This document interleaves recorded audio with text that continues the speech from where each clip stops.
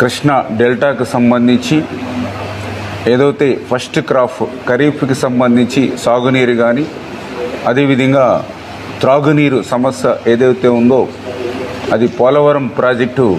పూర్తయ్యేంత వరకు వేచి చూడకుండా వారికి సాగునీరు త్రాగునీరు అందించాలి. తద్వారా ఏదైతే శ్రీశైలం నుండి ఆ రిమైనింగ్ ఏదైతే వాళ్ళ వాటర్ ఏదైతే ఉందో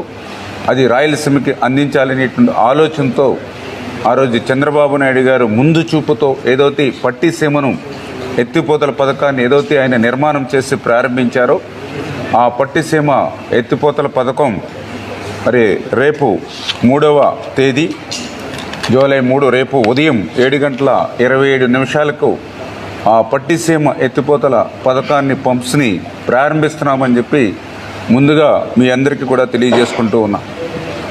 అదేవిధంగా ఏదైతే మరి తాడిపూడికి సంబంధించి మరి ఏదైతే అక్కడ 875 క్యూసెక్కుల నీరు పంపించడానికి ఏదైతే వీలు పడుతుందో దాన్ని కూడా రేపు తాడిపూడిని కూడా ఎత్తిపోతలను కూడా ప్రారంభిస్తూ ఉన్నాం. అదేవిధంగా ఏదైతే మరి అటు పురుషోత్తపట్నం ఏదైతే ఉందో మరి అక్కడ కూడా మరి ఏదైతే 3500 క్యూసెక్కుల నీరు ఏదైతే లిఫ్ట్ చేయడానికి అవకాశం ఉందో దాన్ని ప్రారంభించిన తర్వాత నెక్స్ట్ స్టేజ్ 2 పురుషోత్తంపట్నం సంబంధించి మరి ఒక 1000 క్యూసెక్కుల నీరు ఏదైతే మరి యొక్క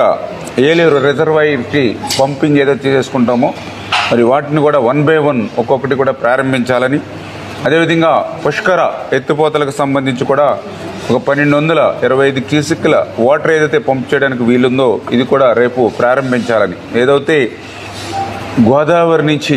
మీ అందరికీ తెలుసు ప్రతి సంవత్సరం కూడా 3000 టీఎంసీల నీరు వృధాగా ఏదైతే సముద్రంలో కలిసిపోతూ ఉందో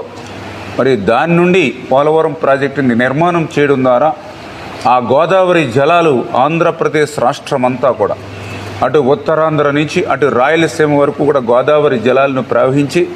ఆంధ్రప్రదేశ్ రాష్ట్రాన్ని భవిష్యత్తులో ఒక కరువు రహిత రాష్ట్రంగా మార్చాలనేటువంటి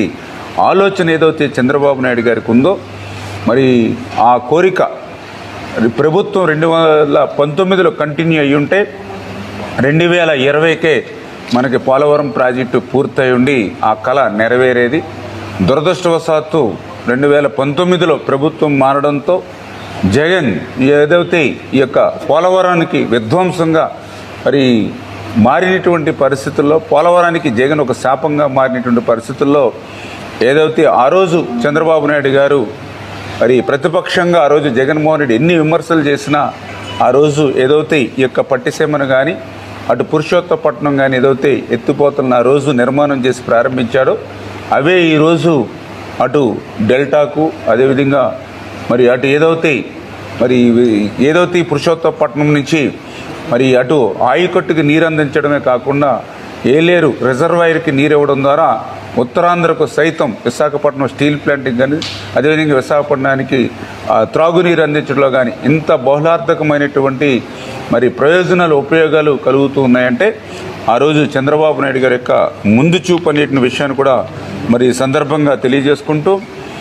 ఆ రోజు నేను కూడా అసెంబ్లీలో ఉన్నాం 2014-19లో. ఆ రోజు కూడా జగన్మోహన్ రెడ్డి అసెంబ్లీలో మాట్లాడేవాడు పదే అది పట్టిసీమ కాదు అది ఒట్టిసీమ అని. కానీ ఈరోజు ఆ పట్టిసీమే ఈవేళ ఆంధ్రప్రదేశ్ రాష్ట్రానికి పర్టికులర్గా కృష్ణా డెల్టాకు ఒక బంగారు సీమగా ఉన్నటువంటి పరిస్థితి.